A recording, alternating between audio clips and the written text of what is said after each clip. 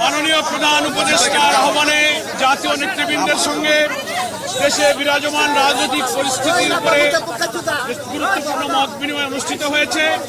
অত্যন্ত সুন্দর সফলভাবে এই মত বিনিময় শেষে এখন সাংবাদিক বন্ধুদের সামনে, গণমাধ্যমের সামনে সংক্ষিপ্তভাবে আপনাদের সামনে ব্রিফ করছেন বাংলাদেশ জামাত ইসলামীর সম্মানিত আমির ডক্টর শফিকুর রহমান।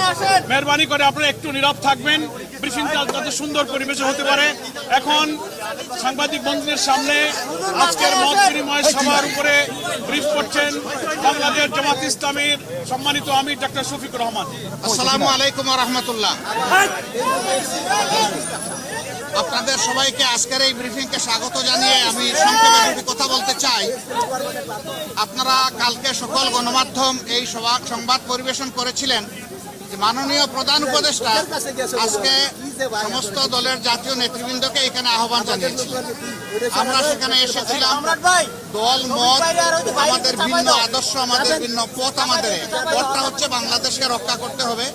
এই সব কিছুর ঊর্ধ্বে উঠে দেশ আমাদের সবার, শুধু রাজনৈতিক দল না, আমাদের সকলের, জনগণের একটা বিশেষ অংশ আপনারাও, এবং আপনাদের ভূমিকাও কিন্তু গত আন্দোলনে কারো কারো না থাকতে পারে, কিন্তু নির্বিশেষে অনেক সহায়ক ছিল। এই জন্য সেই ভূমিকার জন্য আমি আপনাদেরকে অভিনন্দন এবং ধন্যবাদ জানাচ্ছি। আগামীর বাংলাদেশ গঠনে পথে পথে আমরা বিভিন্ন অন্তরায় দেখতে পাচ্ছি, বিশেষ করে পার্শ্ববর্তী দেশ, তারা আমাদের প্রতিবেশী। আমরা তাদের সাথে সৎ প্রতিবেশী সুলভ সম্পর্ক চাই, কিন্তু সাম্প্রতিক কিছু ভূমিকা ছিল অত্যন্ত উস্কানিমূলক, অসহিষ্ণু, অগ্রহণযোগ্য। আপনারা এটা দেখেছেন। মিথ্যা তথ্যের উপর নির্ভর করে বাংলাদেশকে কলুষিত করার জন্য, এই সরকার এবং জনগণকে ব্যর্থ করার জন্য তারা দুনিয়ার বিভিন্ন জায়গায় অপপ্রয়াস চালাচ্ছেন এবং অপপ্রচার চালাচ্ছেন। আমরা এগুলার নিন্দা জানিয়েছি সকলে সম্মিলিতভাবে। আমরা একটা জায়গায় সবাই আমরা একমত হয়েছি যে আমাদের স্বাধীনতা সার্বভৌমত্বের ব্যাপারে কোনো ছাড় নয়। এখানে আমরা সিমেন্টেড থাকব, যেমন অতীতে ছিলাম, যেমন সম্প্রতি 5 অগাস্টে এই 24 সালে আমরা ছিলাম, এটাই আমাদের অব্যাহত থাকবে। এখানে পরামর্শ এসেছে রাজনৈতিক শীর্ষ নেতৃবৃন্দের সাথে, যেমন মত বিনিময় হয়েছে, ছাত্র সংগঠনগুলোর সাথে হবে, বিভিন্ন ধর্মীয় সম্প্রদায়ের সাথে হবে, আপনাদের সাথে হবে। আমরা সেই প্রস্তাব রেখে এসেছি এবং আমরা আশা করছি আপনাদের সাথেও মত বিনিময় হবে।